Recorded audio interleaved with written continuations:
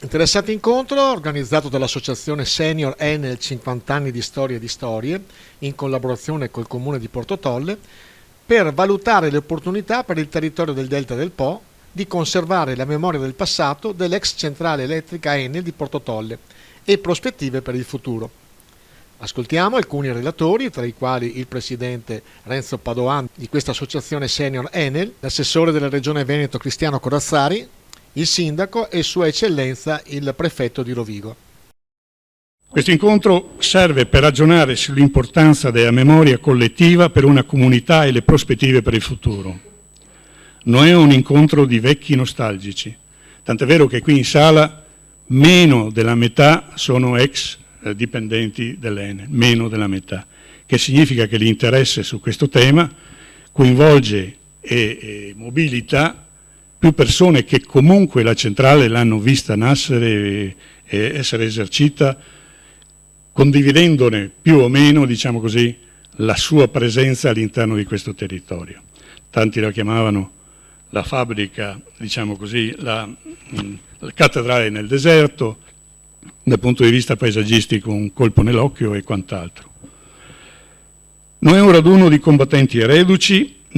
non è l'occasione di decantare gesta o omelie sulla centrale dismessa. Non è questo il nostro compito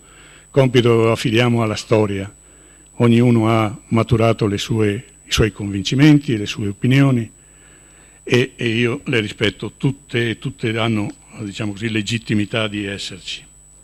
Infatti dedicheremo solo poco tempo a parlare del passato per poi affrontare cosa farne della storia e delle storie di questi ultimi 50 anni, che stiamo parlando di mezzo secolo di storia, che è diciamo quella che ha determinato il Portotolle e il Delta di oggi. Questo territorio ha pagato un grosso prezzo per garantire energia al paese per crescere, un grossissimo prezzo. Prima con l'estrazione del metano, che ha provocato effetti terribili dovuti alla subsidenza con conseguenti alluvioni, periodiche e frequenti, alluvioni che ha interessato quasi tutto il territorio di Portotolle. Da un ambiente mutevole, spesso insicuro, talvolta ostile, ad un'area accogliente e sicura. La memoria serve per ricordare che in 50 anni il Delta ha visto una profonda metamorfosi, grazie alla caparbietà della sua gente, accompagnati dalle istituzioni che hanno saputo cogliere le loro aspirazioni e i loro bisogni, traducendo in atti e azioni ciò che serviva per il cambiamento.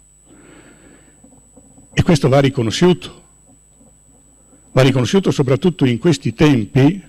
in cui si pensa che la distanza tra istituzioni e popolazione sia incolmabile, che la frattura sia insanabile. Io non credo sia così, almeno la storia di Portotolle non dice questo. Traducendo in atti e azioni ciò che serviva per il cambiamento, in primis la sicurezza idraulica, che era una condizione preliminare e diciamo così, senza la quale nessun'altra progettazione poteva essere certa o sicura o fatta. E le prospettive di un lavoro dignitoso che bloccasse l'emigrazione, un altro fenomeno che ha,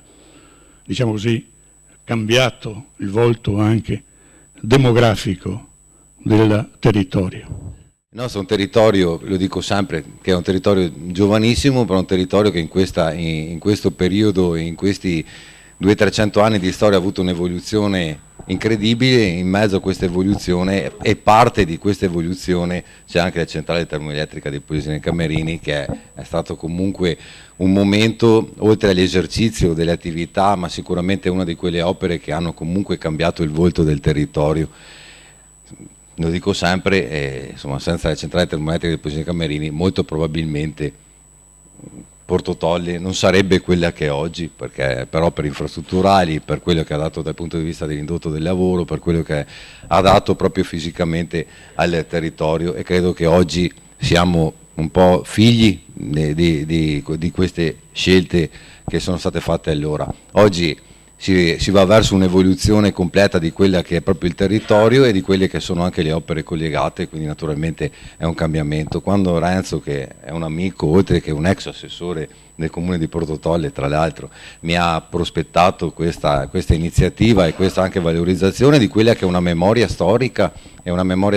che non va solo per chi ha lavorato all'interno della centrale termoelettrica Poggine Camerini, ma è una memoria storica di tutti i cittadini di Portotolle, ma anche del Delta, perché comunque la storia è qualcosa che portiamo dentro di noi, e io che sono da Poggine Camerini, tra l'altro, credo di saperlo bene. Di quello che è il futuro, mi pare che si siano individuati delle strade, e su queste strade noi come istituzione, come regione, come eravamo al fianco del territorio allora, lo siamo oggi, e stiamo cercando quindi di sostenere questo nuovo percorso, di sostenerlo con sicuramente un'attenzione rispetto a quelle che sono le necessarie procedure che vanno seguite in modo puntuale, ma debbono vedere una profonda collaborazione con gli enti, tra cui anche la Regione, e sostenerle anche in quelle che dovranno essere scelte amministrative, politiche, che vedano nel nostro Delta una nuova visione, che vediamo prende corpo sempre di più, legata alla bellezza del suo territorio, legata alle sue potenzialità naturalistiche. Ricordiamo la presenza di un parco del Delta del Po Veneto che oggi è anche riconosciuto come area MAB UNESCO. Ricordiamo che l'aspetto del settore turistico rappresenta per noi il primo comparto a livello regionale in termini di sviluppo, occupazione e produzione di ricchezza. Ecco, questa terra, forse ancora oggi più di ieri dopo la pandemia, ha delle potenzialità evidenti, e questa terra può dare delle risposte e offrire delle prospettive di un turismo nuovo, di una capacità nuova di rapporto col territorio e di offerta di situazioni che vengono sempre più richieste, che in passato non c'erano. Ho colto nel segno. Quando è arrivato l'invito a questa occasione di incontro, ero un po' informato sulle progettualità collegate alla riconversione della centrale elettrica Enel,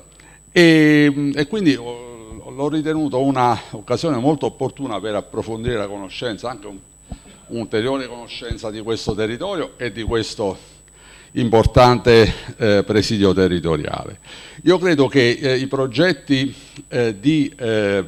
riconversione, di recupero di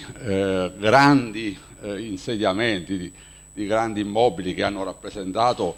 momenti importanti sotto il profilo della storia di un territorio, sotto il profilo produttivo, economico, eccetera, rappresentano una sfida molto importante per le amministrazioni, per un intero territorio. Quindi so che adesso c'è un progetto anche in fase di realizzazione, ma sicuramente l'accento che voi avete proposto verso un recupero, verso un mantenimento comunque di segnali di memoria storica, credo che sia un discorso che possa essere portato avanti. Ovviamente è chiaro che ci sono in atto diciamo, atti contrattuali, è una materia adesso ovviamente complessa che non può essere esaminata in questa sede, quindi occorrerà aprire un discorso con i soggetti pubblici, privati coinvolti in questa operazione. Comunque sicuramente il recupero degli spazi sia all'interno delle città, Rovigo per esempio è una città in cui ci sono numerosi immobili che prima ospitavano caserme, uffici pubblici che vanno sicuramente recuperati, e se guardiamo agli scenari anche europei ci rendiamo conto che il recupero di insediamenti industriali non è un fatto assolutamente raro. A Londra abbiamo avuto il famoso la ristrutturazione, riconversione della famosa centrale elettrica di Battersea, nota per la copertina del disco dei Pink Floyd. Quindi sicuramente le testimonianze del passato, diciamo, produttivo di un territorio devono far parte della storia di un territorio e occorre lavorare per cercare di mantenere delle forme appunto di legame con il passato, mantenere una memoria storica, anche per rispetto a tutte quelle persone, lei sicuramente ne è un rappresentante, ma tutte le famiglie che hanno lavorato e hanno speso parte della loro vita, parte importante della loro vita per lo sviluppo di questo territorio.